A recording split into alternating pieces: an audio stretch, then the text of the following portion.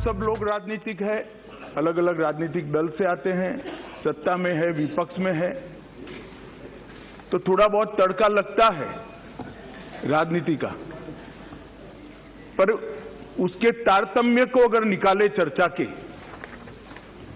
तो यहां के हो या वहां के, सभी सदस्यों ने इस बात को स्वीकारा है कि गंभीर समस्या है, हमारी नस्लों को बर्बाद करने वाली समस्या है, और अब आगे जाकर ये कारोबार से जो मुनाफा होता है वो आतंकवाद के वित्त पोषण के लिए भी उपयोग में आता है। इसके गंभीर प्रकार के साक्ष्य और सूचनाएं भी तंत्र के पास उपलब्ध हुई हैं। मैं सबसे पहले देश के गृह मंत्री के नाते नरेंद्र मोदी सरकार का संकल्प इस गृह के अंदर दोहराना चाहता हूं। आजादी के अमृत महोत्सव के वर्ष में मोदी जी ने नशा मुक्त भारत का संकल्प समग्र देश के सामने रखा है,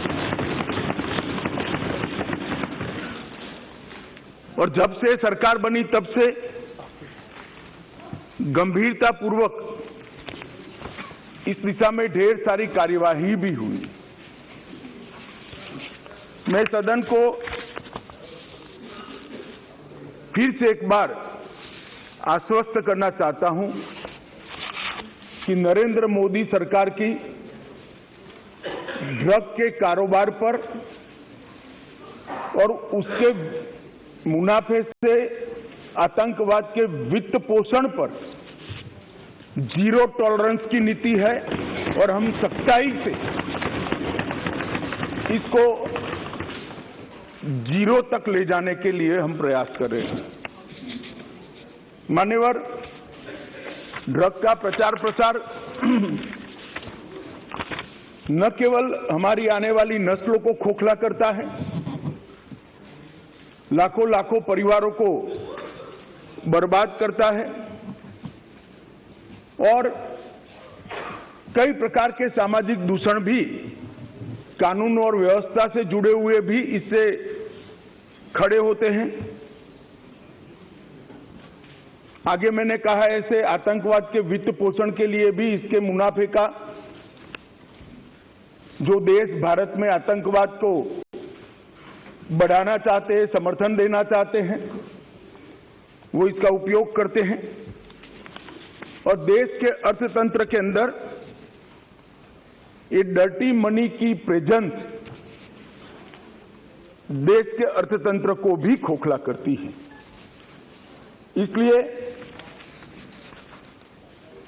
जो नरेंद्र मोदी जी ने, देश के सम्मानीय प्रधानमंत्री जी ने गृह विभाग के सामने एक लक्ष्य रखा है नशा मुक्त भारत का, मैं निश्चित रूप से इस सदन को आश्वासन देना चाहता हूं, आश्वस्त करना चाहता हूं कि लक्ष्य की पूरी परिपूर्ति के लिए हमारी ओर से कोई कसर नहीं छोड़ी जाएगी। मान्यवर, ये लड़ाई न केंद्र की है, न राज्य की है, न कोई एक विभाग की है। केंद्र सरकार और सभी राज्य सरकार और केंद्र शासित प्रदेशों ने मिलकर ये लड़ाई लड़नी पड़ेगी, क्योंकि इसका परिणाम लाना है तो बहुआयामी लड़ाई लड़े बगैर ये परिणाम नहीं आ सकता है। बॉर्डरों को से भी ड्रग की एंट्री को रोकना पड़ेगा, एयरपोर्ट और बंदरगाहों से भी ड्रग की एंट्री को रोकना पड़ेगा। रेवेन्यू डिपार्टमेंट ने भी सतर्कता के साथ इन टोटो जो योजना बनी है इसका एक हिस्सा बनकर एग्रेसिवली काम करना पड़ेगा। नारकोटिक्स कंट्रोल ब्यूरो और राज्य की एंटी नारकोटिक्स सारी एजेंसियों ने भी एक पेज पर रहकर काम करना पड़ेगा। इसके साथ साथ पुनर्वसन और व्यसन मुक्ति के लिए समाज कल्याण विभाग और हेल्थ डिपार्टमेंट ने भी साथ में रहना पड़ेगा। इसके सभी आयामों को अगर हम एड्रेस करते हैं और सभी आयामों को ये लड़ाई के अंदर एक समान तीव्रता से जोड़ते हैं, तभी जाकर हमारा ड्रग फ्री इंडिया का स्वप्न साकार हो सकता है। मान्यवर, ये बहुत महत्वपूर्ण बात है कि लड़ाई केंद्र सरकार और राज्य सरकारों ने मिलकर लड़नी है। हमारे संघीय ढांचे में राज्य सरकारें कई सारी पार्टियों की होती है, कई बार केंद्र में भी मिली जुली सरकारें आती हैं, परंतु मैं आज ये बात सदन के सामने स्वीकार करना चाहता हूं कि जहां तक ड्रग के खिलाफ लड़ाई का सवाल है, देश की सभी राज्य सरकारों ने केंद्र सरकार के साथ कंधे से कंधा मिलाकर इस लड़ाई को गंभीरता के साथ लड़ा और जो भी योजनाएं गई, जो भी सूचनाएं गई,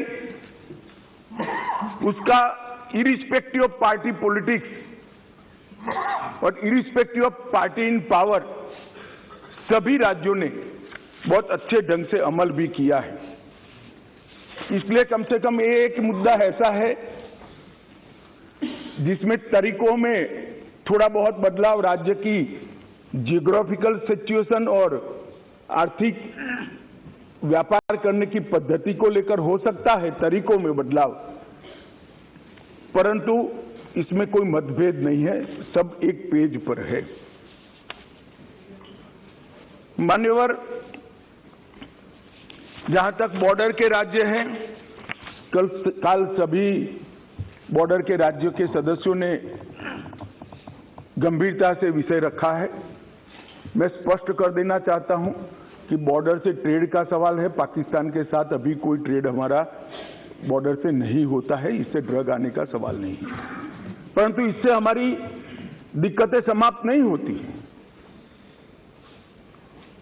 ड्रोन से आता है, तस्करी से आता है, सुरंगें बनाकर भेज देते हैं, बंदरगाहों के माध्यम से आता है, एयरपोर्ट से माध्यम से आता है।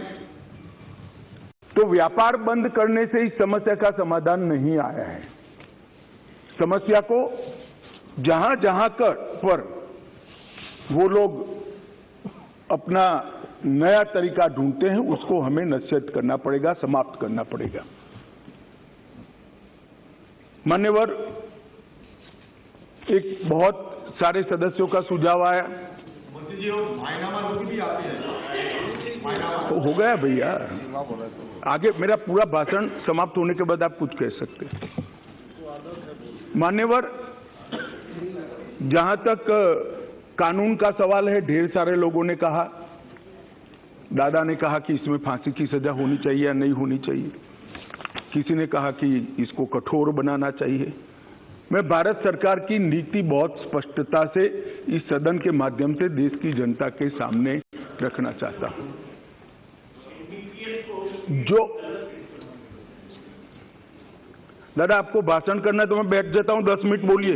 इतने सीनियर सांसद होकर बीच में टोका टोकी करना ना आपकी उम्र के लिए अच्छा है, ना आपकी सीनियोरिटी के लिए अच्छा है। मैं बैठ जाता हूं, आप भाषण करिए 10 मिनट प्लीज। माननीय गृह मंत्री जी, माननीय गृह मंत्री जी, हर बार नहीं करनी चाहिए, विषय की गंभीरता को समझना चाहिए, तो बोले नहीं होते। आप इतना क्रोधित क्यों होते हैं? क्रोधित नहीं होता हूं भैया, समझाता हूं। कई बार समझाना पड़ता है बड़ों को भी। मान्यवर, जहां तक कानून का सवाल है, मैं इस सरकार की नीति को बहुत स्पष्ट करना चाहता हूं। जो ड्रग का सेवन करते हैं वो विक्टिम है, उनके प्रति सहानुभूति का रवैया होना चाहिए और पुनर्वसन की तैयारी और पुनर्वसन की कानूनी प्रावधान होने चाहिए। परंतु जो ड्रग का व्यापार करते हैं, इसकी तस्करी करते हैं, इसको नीचे तक पहुंचाते हैं, वो चाहे छोटा हो या बड़ा, इसको छोड़ना नहीं चाहिए, उसको कानून के शिकंजे के अंदर डालना चाहिए। ये भेद अगर हम नहीं करते हैं तो कभी कभार हम विक्टिम के साथ ही दुर्व्यवहार करेंगे। जो बच्चा इसमें फंस गया है, जो युवा फंस गया है, उसको वापिस आने के लिए और समाज इसको फिर से स्वीकार ले, इस प्रकार का सामाजिक माहौल बनाने की भी हम सभी सदस्यों की जिम्मेदारी है। माननीय सरकार की तो है ही, जैसे पाटिल साहब ने कहा, व्यसन मुक्ति केंद्रों से लेकर इनके रिहेबिलिटेशन सेंटर से लेकर सारी चीजें बहुत बनाई गई, मैं बताऊंगा आगे। परंतु एक सामाजिक वातावरण भी हमने तैयार करना पड़ेगा कि जिसने ड्रग ले लिया वो खराब है, ऐसा नहीं है। इसको फिर से समाज के अंदर पुनः प्रस्तापित सम्मान के साथ करने के लिए एक सामाजिक माहौल बनाने के लिए भी सभी सांसदों ने साथ में मिलकर प्रयास करना पड़ेगा। मान्यवर,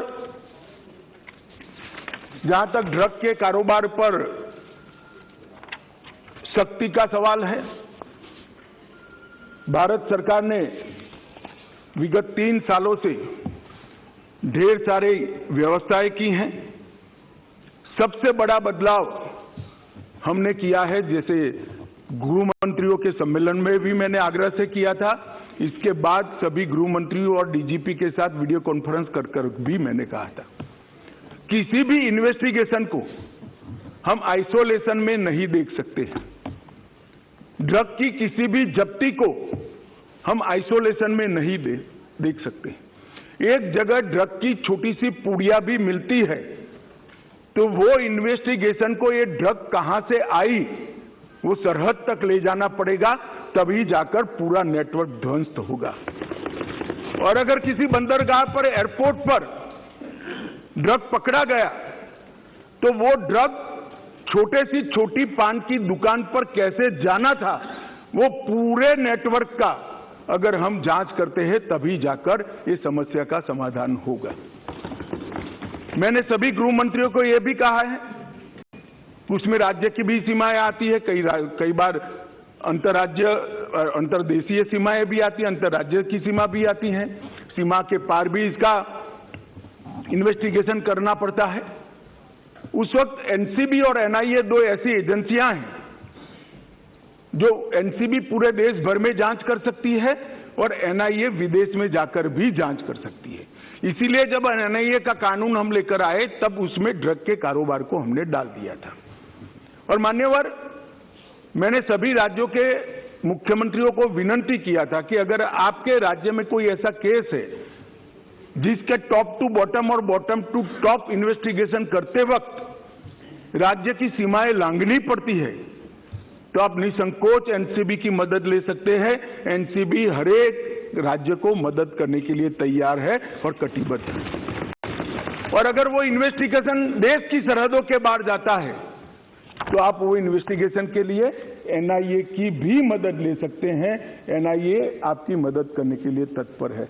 और मुझे आनंद है मान्यवर, लगभग 42 इन्वेस्टिगेशन राज्यों ने एनसीबी या एनआईए को दिए हैं और सफलतापूर्वक पूरे नेटवर्क को ध्वस्त करने के लिए आज तीनों एजेंसियां, राज्य की, एनआईए और एनसीबी आगे बढ़ रही है और इसके बहुत अच्छे परिणाम भी हमने मिले हैं।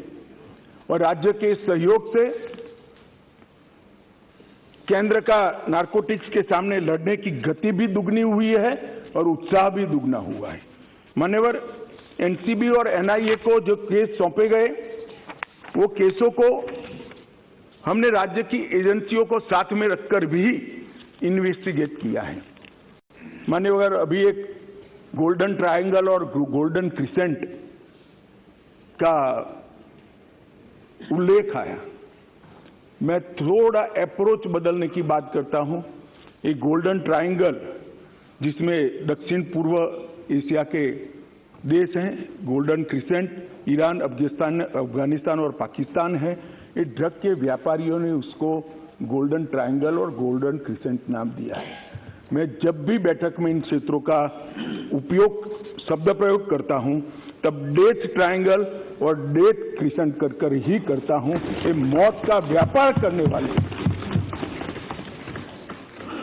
हो सकता है वो गोल्डन ट्रायंगल हो नशे के कारोबारियों के लिए, हमारे लिए नहीं होना चाहिए।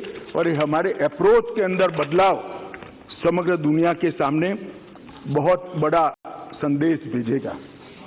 मान्यवर, नारकोटिक्स के खिलाफ भारत सरकार के गृह विभाग ने जो लड़ाई, भारत सरकार के वित्त विभाग ने जो लड़ाई छेड़ी है, और इसमें समाज कल्याण विभाग और स्वास्थ्य विभाग हमारी मदद में है, इसमें हमने जीरो टॉलरेंस की नीति अपनाई है। इसके 3 हिस्से हमने रखे हैं।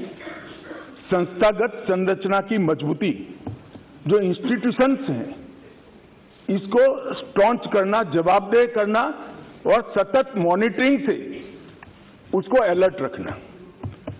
सभी नार्को एजेंसियों का, जिसमें स्टेट की नार्को एजेंसी भी आती है मान्यवर, और केंद्र की भी सभी डिपार्टमेंट आते हैं, उनका सशक्तिकरण और समन्वय, उनको एम्पावर करना और सबके बीच में कोऑर्डिनेशन बनाना, और एक विस्तृत अभियान जागरूकता और पुनर्वसन के लिए हाथ में लेना। ये 3 विभागों में ये लड़ाई की संरचना गृह विभाग ने की है, क्योंकि मान्यवर ये सीमा रहित अपराध है। ये अपराध की कोई सीमा ही नहीं है। कहीं से बैठकर कोई इसका व्यापार कर रहा है और बच्चे हमारे फंस रहे हैं, नस्लें हमारी बर्बाद हो रही हैं। तो जब तक कोऑपरेशन, कोऑर्डिनेशन और कोलैबोरेशन नहीं होता है, हम इस लड़ाई को जीत नहीं सकते हैं। तो 3 स्तर पर, त्रिसूत्रीय फॉर्मूला पर हम आगे बढ़े हैं, और ये तीनों सूत्रों पर होल ऑफ गवर्नमेंट अप्रोच से आगे बढ़े हैं। ये किसी एक डिपार्टमेंट की लड़ाई नहीं है, किसी एक सरकार की नहीं है। राज्य सरकार हो या केंद्र सरकार, उसके सभी डिपार्टमेंट ने साथ मिलकर और देश की सभी सरकारों ने साथ में मिलकर ये लड़ाई को लड़नी है। मान्यवर, हमने जो प्रमुख इनिशिएटिव लिए हैं, इसमें संस्थागत संरचना की मजबूती के लिए मैं बात करना चाहूंगा। 2019 में हमने 4 स्तरीय एनकोड की स्थापना की है। एक शीर्ष स्तरीय एनकोड है, इसके बाद में एग्जीक्यूटिव कार्यकारी स्तर पर एनकोड समिति है, उसके बाद में राज्य स्तरीय एनकोड समिति बनी है, और इसके बाद में जिला स्तरीय एनकोड समिति बनी है। तो जिला से लेकर केंद्र तक ये एनकोड समितियों के माध्यम से एक समन्वय स्थापित किया है, और केंद्र में भी नीति निर्धारण करने वाले लोग और एग्जीक्यूशन करने वाले लोग, इसके लिए भी शीर्ष स्तरीय कमेटी और कार्यकारी समिति, इस प्रकार के 2 हिस्से हमने किए हैं। अभी 5वीं शीर्ष स्तरीय एनकोड कमेटी की बैठक हुई थी, मैंने ही इसकी अध्यक्षता की थी, और ढेर सारे फैसले हमने लेकर नीचे राज्यों को पहुंचाए हैं। अब वो जिले तक परकोलेट हो गए। मगर इस स्तर पर मैं सभी राज्य के मुख्यमंत्रियों को भी सदन के माध्यम से निवेदन करना चाहता हूं। ढेर सारे राज्यों ने, लगभग 100% राज्यों ने राज्य स्तरीय एनकोड समिति बना ली है। इसकी मीटिंग्स भी होती है, इसकी मिनट्स भी आती है, और वहां पर केंद्रीय एजेंसियों के प्रतिनिधियों को बिठाते भी है, चर्चा भी करते हैं। परंतु सबसे महत्वपूर्ण जो है, जिला स्तरीय संरचना का, डिस्ट्रिक्ट लेवल पर जब तक डीसीपी और कलेक्टर इकट्ठा बैठकर, समाज कल्याण अधिकारी इकट्ठे बैठकर और हेल्थ डिपार्टमेंट का बंदा इकट्ठा बैठकर जिला स्तर पर इसकी मीमांसा नहीं करेंगे, ये हमारी लड़ाई सफल नहीं होने वाली। आज तक देश के सिर्फ 32% जिलों में, हम 1.5 साल से प्रयास कर रहे हैं, 32% जिलों में ही समिति बनी है। इस सदन के माध्यम से मैं देश भर के सभी राज्यों के मुख्यमंत्रियों को और केंद्र शासित प्रदेश के सभी सरकारों को, एलजी को, एडमिनिस्ट्रेटर्स को निवेदन करना चाहता हूं कि आप स्वयं व्यक्तिगत स्तर पर इंटरेस्ट लेकर आप अपने अपने राज्य में जिला स्तरीय एनकोड समिति की रचना करें। जिस दिन राज्य के, देश के सभी जिलों में जिला स्तरीय एनकोड समिति बन जाएगी और राज्य स्तरीय एनकोड समितियों को उसका फीडबैक मिलेगा, ये लड़ाई हमारी बहुत मजबूत हो जाएगी। एनकोड नोडल एजेंसी के तौर पर हमने मान्यवर एनसीबी को रखा है। इसमें इसके तहत भारतीय नौसेना, भारतीय तटरक्षक दल, drug controller, revenue department, national maritime security, NTRO, port trust, airport authority of India, coastal police और राज्य की नार्को एजेंसी, ये सब मिलाकर एक कोऑर्डिनेशन का काम करते हैं। इसके लिए मान्यवर हमने एक एनकोड पोर्टल भी बनाया है जो एनसीबी चलाती है। एनकोड पोर्टल का काम डेटा इंटीग्रेशन का है। नॉलेज मैनेजमेंट सिस्टम के रूप में एनकोड पोर्टल बन गया है और अब बहुत अच्छा काम कर रहा है। राज्य स्तर के एनकोड तंत्र के भी सभी 4 राज्य स्तरीय हितधारक इसके मेंबर हैं मान्यवर, और बहुत सारी एजेंसियों के तालमेल को इस एनकोड पोर्टल के माध्यम से सुचारू रूप से हमने नीचे तक पहुंचाया है। 2 साल हो गए हैं पोर्टल बने हुए। 2 साल में हमने बहुत अच्छे परिणाम, बड़ी बड़ी जब्तियां ये पोर्टल के माध्यम से की है और पोर्टल पर ढेर सारी जानकारियों को भी डाला है। अधिकृत एजेंसियों के सारे नंबर डाले गए हैं, समस्त जानकारियां डाली है। भारत सरकार ने किए हुए सारे एमओयू डाले हैं, द्विपक्षीय समझौतों को डाला है। प्रशिक्षण कैलेंडर जो देश भर का है, लॉयर्स का प्रशिक्षण कैलेंडर, इन्वेस्टिगेटर का प्रशिक्षण कैलेंडर और पुनर्वसन का काम करने वाले सोशल वेलफेयर के अधिकारियों का प्रशिक्षण कैलेंडर, उसको भी डाला है। कुछ लैंडमार्क जजमेंट जो प्रो प्रोसिक्यूशन है उसको भी वहां डाला है। एनुअल रिपोर्ट भी वहां डाल दी जाती है। एनसीबी की हैंडबुक जो क्या करना चाहिए और क्या नहीं करना चाहिए इसके लिए है, वो भी हमने इस पर डाला है।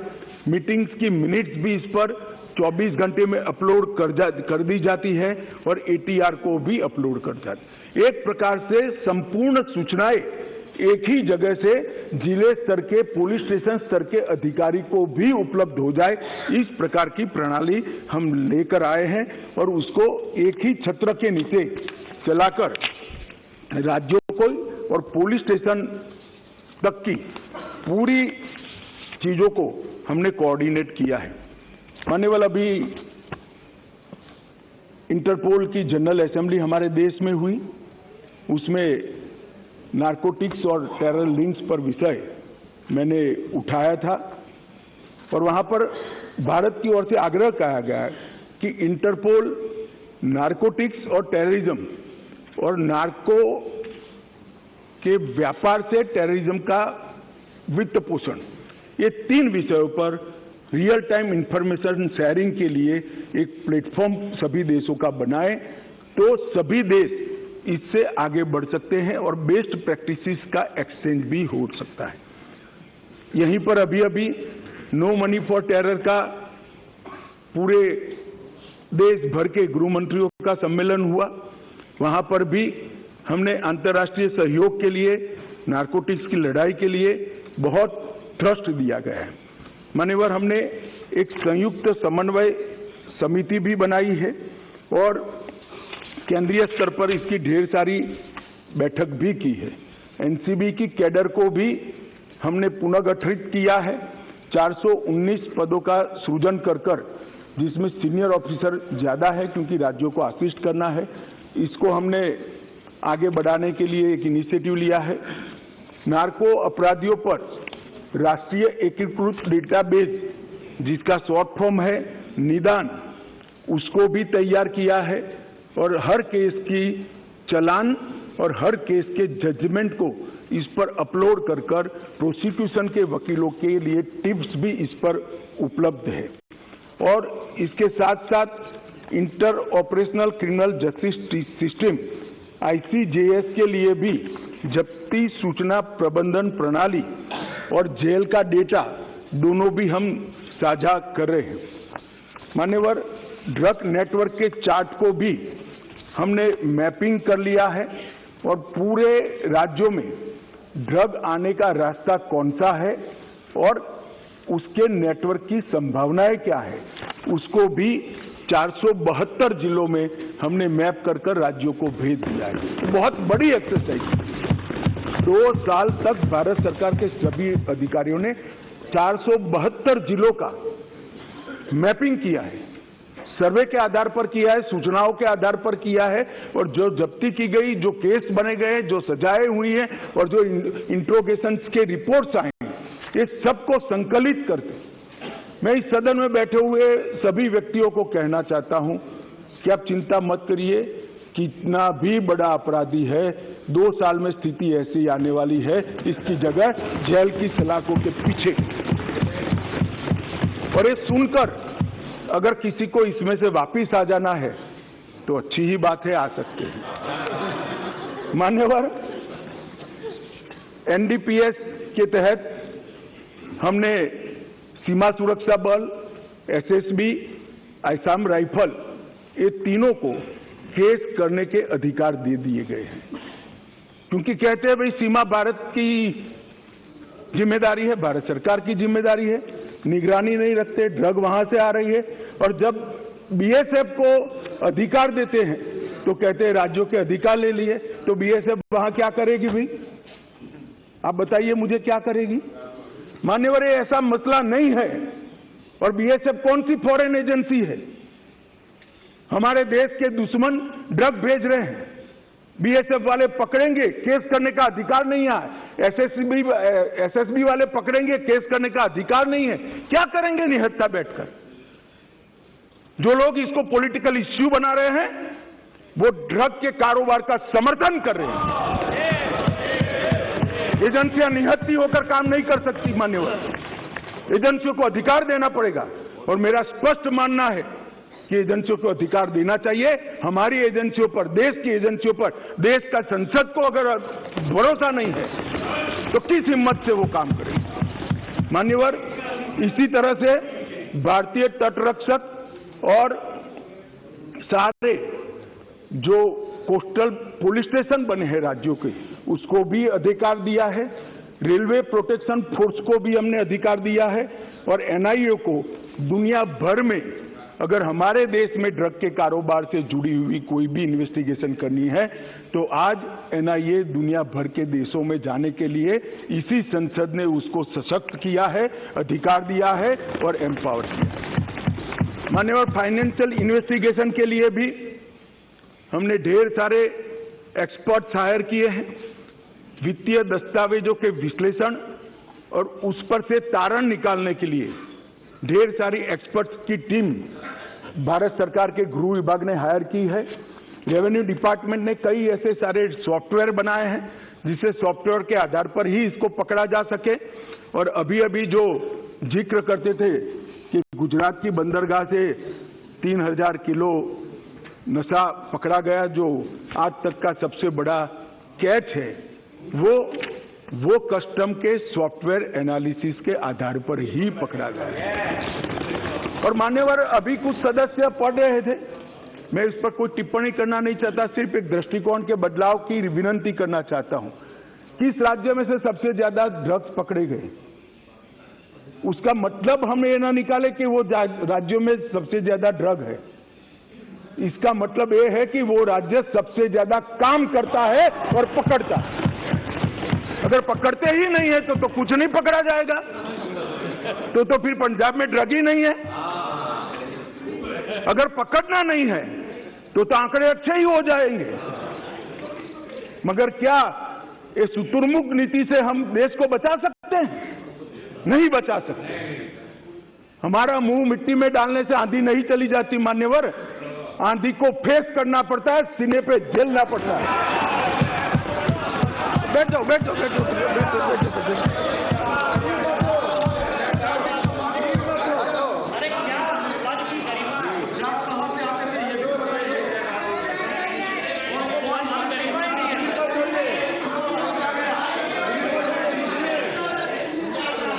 एक मिनट मान्यवर, कांग्रेस पार्टी के नेता ये कह रहे ड्रग कहां से आ रहा था? ड्रग गल्फ कंट्रीज से आ रहा था। इसके मालिक कौन है? उनको सारे के सारे पकड़ लिए गए हैं। फैक्ट्रियां सील कर दी गई हैं और उसके आधार पर देश के 12 राज्यों में रेड कर वहां भी कारोबार करने वालों को पकड़ लिया गया।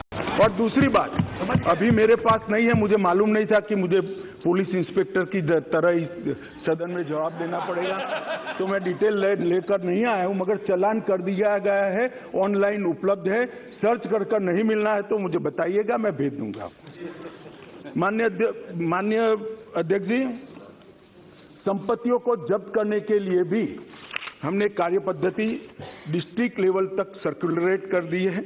मनी लॉन्ड्रिंग की चैनलें, हवाला लेन देन और डार्क नेट, ये तीनों के लिए हैकाथॉन कर हमने ढेर सारे बच्चों के टैलेंट को संग्रहित कर एक बहुत सटीक रणनीति बनाई है, जो सार्वजनिक करना ठीक नहीं है, परंतु मैं इतना कहना चाहता हूं कि सारी चैनलों का उपयोग कर कोई मानता है कि एजेंसियों की नजर के बाहर जाएगा, तो वो ऐसा नहीं होगा।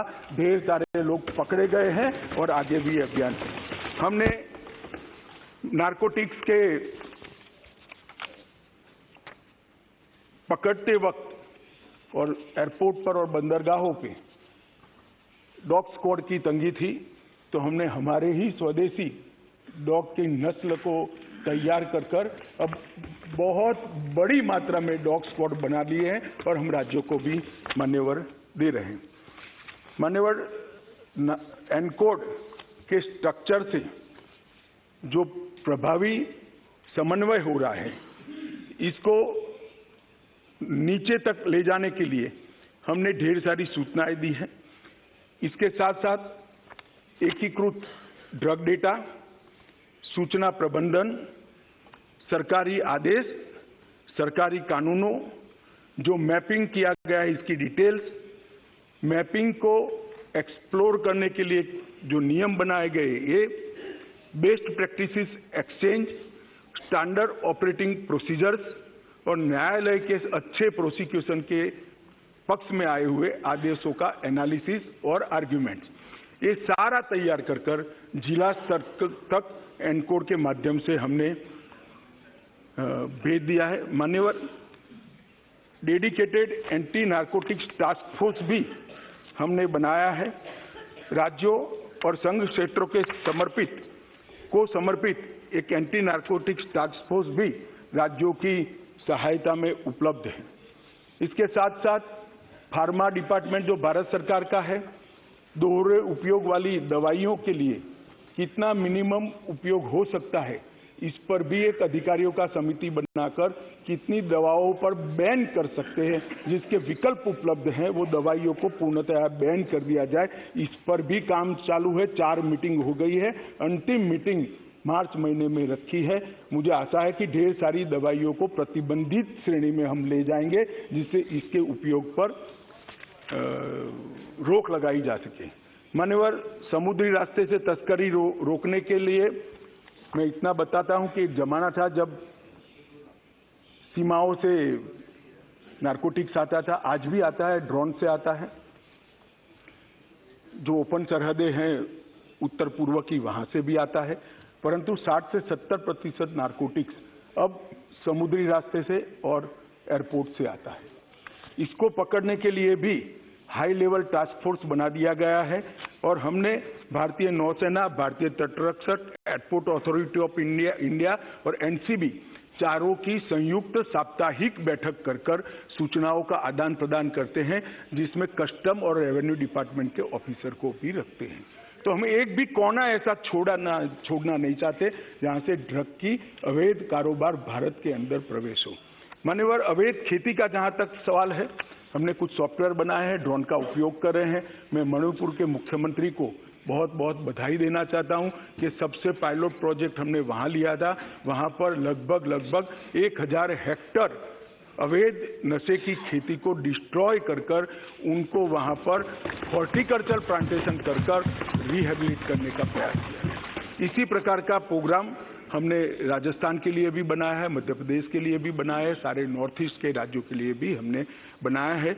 और ये हमारा जो अध्ययन समूह है गृह मंत्रालय का, इसने बहुत अच्छा रोड मैप राज्यों को बनाकर इस विषय में दिया है। मान्यवर, डार्कनेट और क्रिप्टो पर लगाम लगाने के लिए भी, जैसा मैंने पहले कहा, की एक अलग अलग प्रकार के हैकाथॉन किए गए, देश के चारों कोनों में किए गए, लगभग 3200 से ज़्यादा युवा इसके अंदर हिस्सा लिए, ढेर सारी चीज़ें हमें प्राप्त हुई है, इससे एक MOV बनाया गया है। परंतु इसके साथ साथ मैक जो एक सभी एजेंसियों के समन्वय का सेंटर है, सब मैक के रूप में हमने नार्को के लिए एक अलग मैक की व्यवस्था को गठित किया है और इसके अंदर नार्को ट्रैफिकिंग प्लेटफॉर्म की निगरानी, ड्रग नेटवर्क के इंटरसेप्शन, ट्रेंड्स के निरंतर एनालिसिस, डेटाबेस के अपडेट को एनालिसिस कर नई रणनीति बनाना और कार्य प्रणाली और नोड्स पर ध्यान देते हुए एक बहुत अच्छी रणनीति साप्ताहिक इसका रिव्यू हम करते हैं और मुझे लगता है कि इससे बहुत बड़ा फायदा मान्यवर हुआ है। नार्कोटिक्स का प्रशिक्षण का मॉड्यूल भी बनाया गया है।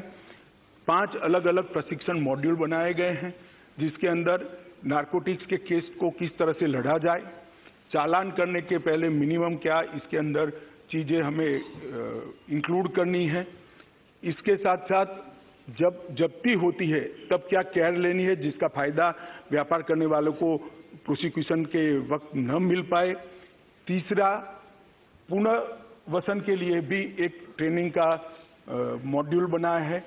चौथा मॉड्यूल इलेक्ट्रॉनिक एनालिसिस का, सारे डेटा के एनालिसिस का बनाया है और 5वां मॉड्यूल समन्वय के लिए, अगर फिजिकली नहीं मिल सकते हैं तो ऑनलाइन समन्वय कैसे हो सकता है, इसका भी हमने मॉड्यूल बनाए हैं। और ये 5 अलग अलग मॉड्यूल का डिस्ट्रिक्ट तक का ट्रेनिंग प्रोग्राम हमने डिजाइन किया है। मैं बड़े हर्ष के साथ बताना चाहता हूं कि राज्य स्तर के ट्रेनिंग प्रोग्राम 3 दिसंबर को सारे राज्य और केंद्र शासित प्रदेश के हमने समाप्त कर दिए गए और 40% डिस्ट्रिक्ट में भी ये काम हो चुका है। नार्कोटिक्स के फॉरेंसिक के लिए भी NCB और नेशनल फॉरेंसिक साइंस यूनिवर्सिटी के बीच में हमने एक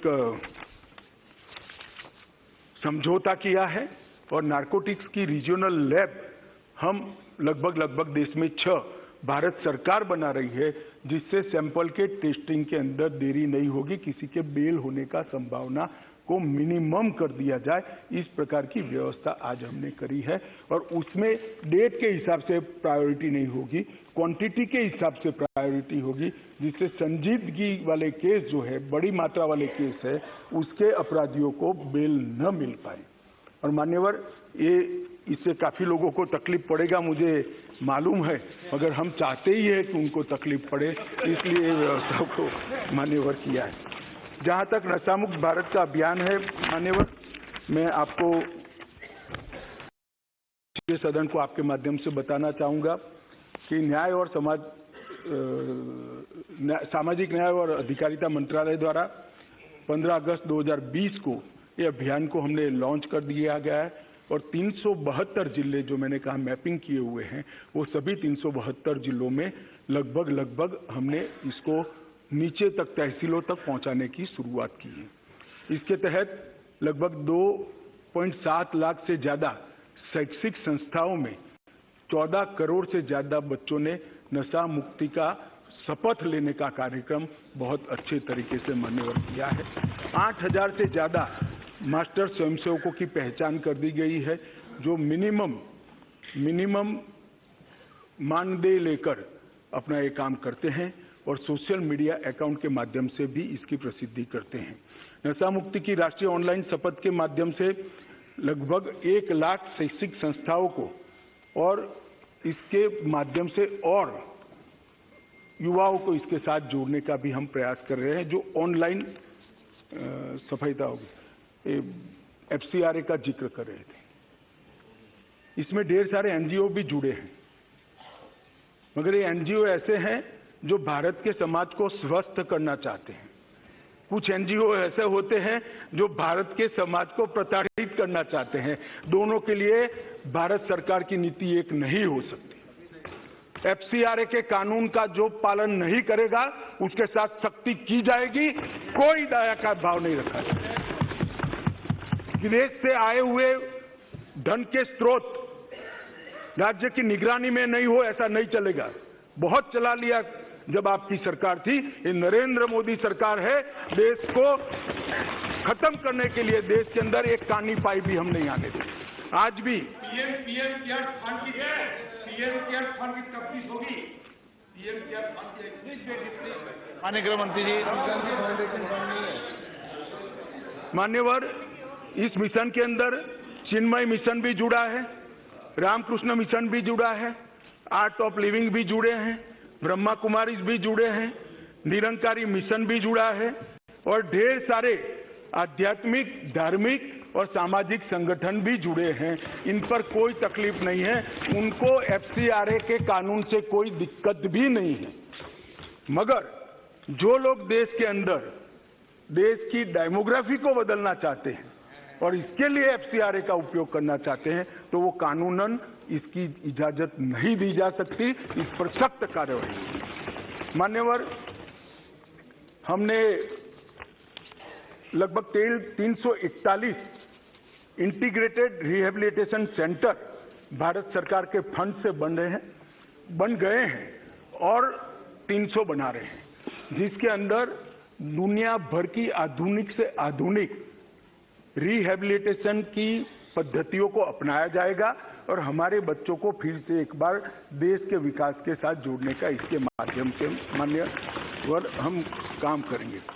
और नशीली दवाओं के खिलाफ जागरूकता के लिए हमने सबसे ज्यादा युवाओं को जोड़ने की रणनीति अपनाई है।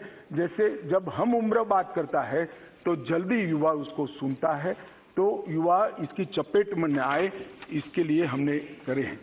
41 एडिक्शन ट्रीटमेंट फैसिलिटीज भी सरकारी अस्पतालों में जो बहुत ज्यादा एडिक्ट हो गए हैं, इसके लिए हमने शुरू की है और 75 बनाने का हमारा कार्य योजना है। मान्यवर, 72 आउटरीच ड्रॉप इन सेंटर भी बनाए हैं, जिनको अभी शुरू में लत लगी है, उसको जिसको लत के कारण शरीर बर्बाद हो गया है, मन बर्बाद हो गया है, इसके साथ बिठाते हैं तो भयावह परिणाम देखकर वो नशे की लत से वापिस आता है। ऐसे भी सेंटर हमने लगाए हैं और लगभग 2 लाख परामर्शदाता भी हमने तैयार किए हैं, जो ऐसी केस में परामर्श देने का काम करते हैं। मान्यवर, नशा मुक्ति के लिए मैंने जैसे कहा कि एनकोड की बैठक स्वयं मेरी अध्यक्षता में हुई। नशीली दवाओं के दुरुपयोग पर मैंने क्षेत्र वाइज भी सभी राज्यों के मुख्यमंत्रियों के साथ बैठक की है। दक्षिण का बैठक बाकी है, बहुत जल्दी कर दूंगा। बाकी असम भी किया, गुजरात में भी किया, पंजाब में भी किया। क्षेत्रीय बैठक कर भी राज्य के अधिकारियों को संवेदनशील बनाने के लिए हमने काम किया है। और मान्यवर, मैं इतना बताना चाहता हूं कि हमने 75 साल के मौके पर एक लक्ष्य लिया था कि हम 60 दिन के अंदर 75,000 किलो ड्रग को जलाएंगे।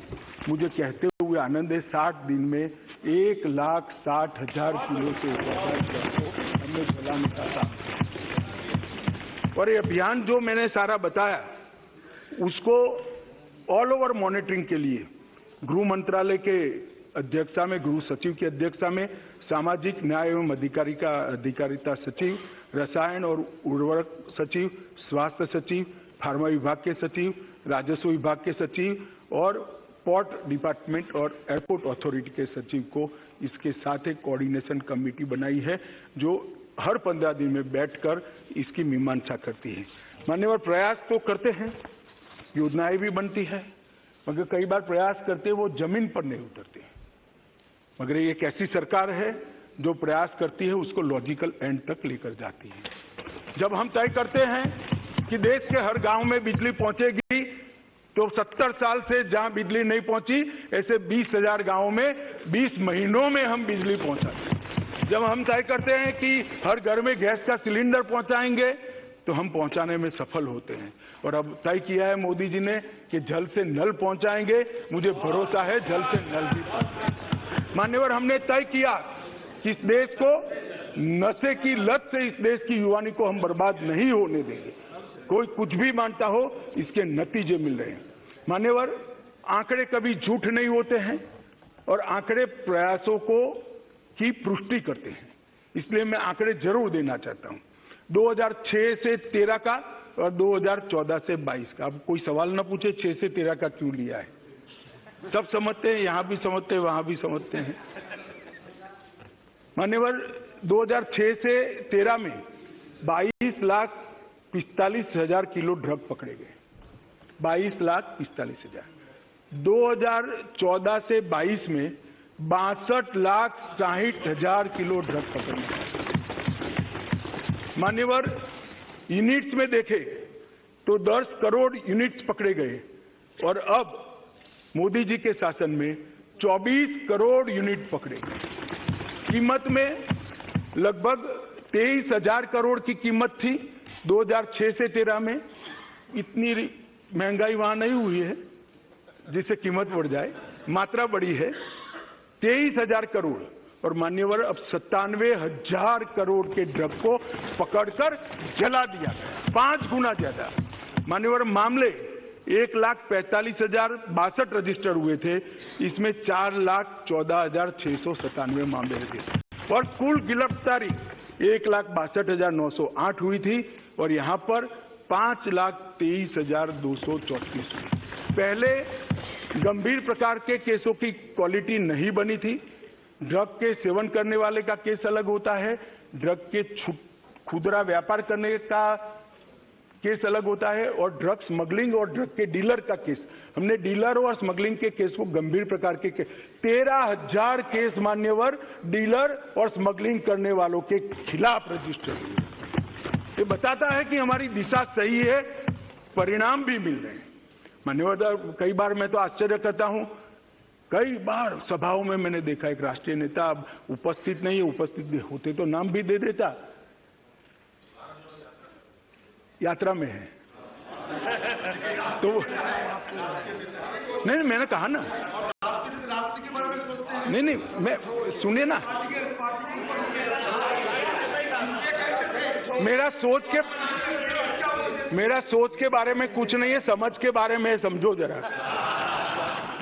मान्यवर, मैंने गुजरात के चुनाव के वक्त एक भाषण सुना कि गुजरात में ड्रग का कारोबार बढ़ गया है, गुजरात से ड्रग पकड़ा जाता है।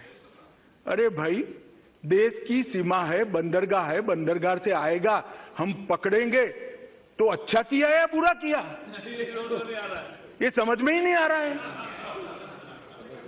अब पंजाब में नहीं पकड़ा जाता है तो क्या बिट्टू साहब कह सकते हैं पंजाब में ड्रग नहीं है?